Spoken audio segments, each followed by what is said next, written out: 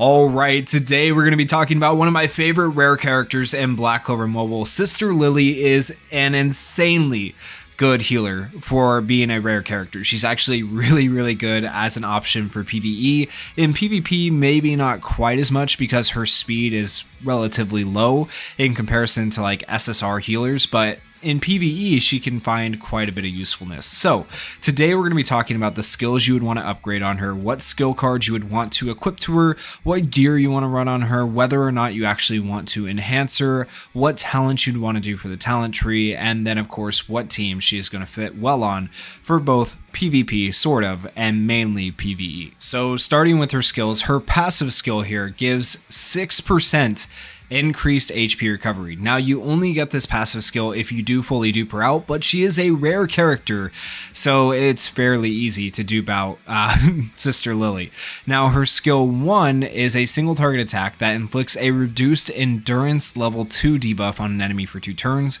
It reduces a character's endurance by 28%. That's pretty good because it's also going to let your allies potentially hit harder. So that's actually a fairly decent skill 1, being that you can reduce endurance multiple times on an enemy because it lasts for 2 turns, and this skill is up every turn. And then for her skill 2 is another single target attack, Holy Fist of Love. It grants an ally with the lowest HP ratio, HP recovery equal to 20% of her own max HP. Now, you might be thinking right now, okay, so I need to build her for max HP. The answer is actually no, because of what her special does, and we'll talk about that here in a second. But as you upgrade this skill at level 3 and level 5, you increase the amount of HP recovery you do to 30%. Based on your own max HP. And then for her special skill, this is the skill that makes her really good as a rare character. Grants an ally HP recovery equal to 360% of own magic attack. That is really good. So what that means is that you want to be building her gear-wise for magic attack. And then also grants an ally an increased attack level 2 buff for 2 turns. She also increases attack, right? That is really good for a rare character to be doing. Now, on the upgrade, you get HP recovery by 45% each time you upgrade it. So this becomes a massive amount of healing right here. That is so good. So in terms of upgrade priority, upgrade her special first, then probably her skill 2, then skill 1 last. As for the combo move, you could actually upgrade this before skill 1 if you wanted.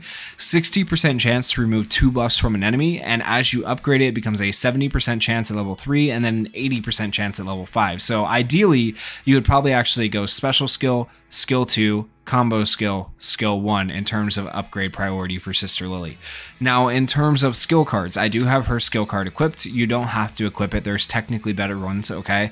But for this, the skill 1 inflicts a reduced endurance. You do not have that effect if you don't have this skill card equipped. So if you unequip it here, there is no effect on your skill 1. So you do need to have her skill card equipped if you want to get that effect right there. But that effect, as I said, is actually pretty nice. And then additionally, she gets HP recovery plus 10% if you have this fully duped out and on her. So it's a pretty good skill card to have. So as far as rare skill cards go, I'm very happy with that one. But here are some other options in case you don't want to run a rare one. You could run the charmy one, a Feast at the Beach. It grants 10 to 25% reduced damage taken if HP is equal to 90% or higher. The thing is, she'll probably get targeted a lot, especially if you're taking her into PvP, so you might not want to run this one in particular. You could also run an Elegant Beginning with Mimosa here. And this has a 20 to 25% chance of removing 1 debuff from all allies upon using skill 2. So that would be a nice little addition to her healing from skill 2. So that's something you could potentially run on her. But my favorite option of them all is a general pool SSR. It's called Moonlight Necklace.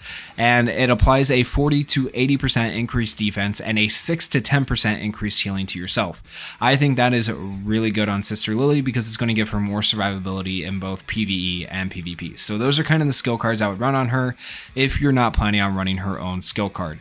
Now, in terms of gear that you want to equip to her, I would once again build for magic attack. So as you can see, I have 7,000 magic attack going to her, and most of my gear pieces here are going to be for magic attack. I do just have UR pieces. I'm not that worried about equipping LR pieces because once again, she is a rare character.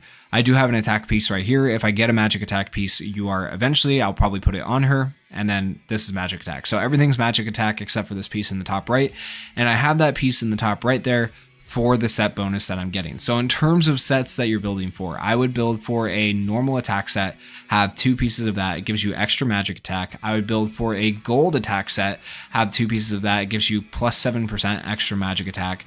And then I would build a half gold mobility set. So this grants her a 5% increased speed buff for 2 turns at the start of a wave. That's going to give her a little bit more speed, so that way she can heal a little bit more often. You could always actually end up switching this out a little bit, and so I'd still keep the gold attack set here, but you could get rid of the regular attack set and go for a full mobility set if you wanted on this Lily here. That way she just gets the chance to heal more.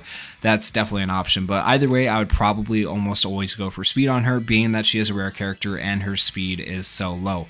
And once again, what am I talking about when I talk about sets? Well, this is the Ancient Mage's Relic set, and you need to equip at least 2 pieces of that set. So I have the satchel equipped and I have the Mage's Wand equipped to get the 2-piece bonus. If you equip all 4 pieces, you get the 4-piece bonus that you can see there.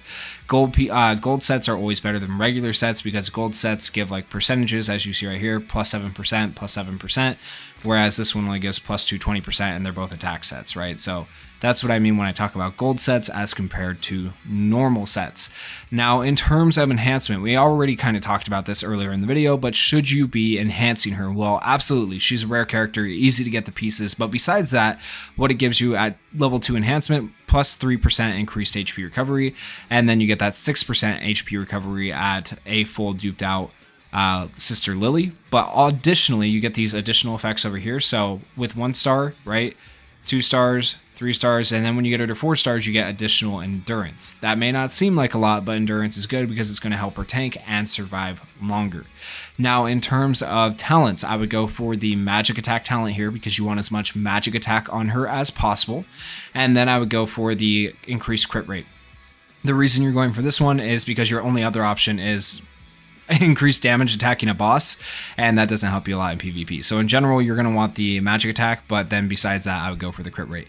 As for defense, I would go for the flat 20% defense, and I would go for the stacking defense and crit resist. And then for support, I would go for the swiftness, which grants a SP plus 1 buff upon having less than 2 SPs. So this basically fills up your special point meter faster. That way you can use your special more often, at least a turn sooner, to do your big burst of healing, right? And then I would also go damage resist on her because that's just going to give her more survivability. Whenever it comes to healers, it's all about survivability and healing. You want them to survive so they can heal. Now, in terms of teams that you could put her on, let's talk about the potential for teams. If we go into manage team here, I do have a team set up right here with Mimosa. Now, I could switch out Mimosa here if I didn't have her, right? Let's imagine I didn't have her.